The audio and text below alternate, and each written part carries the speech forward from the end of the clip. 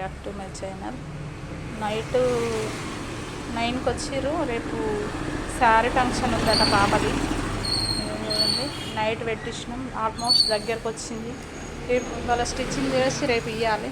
Work చేస్తుండు. Hands ఇది neck ఇంకా కావాలి. స్టిచ్చింగ్ చేస్తే వాళ్ళు వస్తారు. చూడండి హ్యాండ్స్ ఇట్లా వచ్చినాయి. ఇది ఫ్రంట్, ఇది బ్యాక్.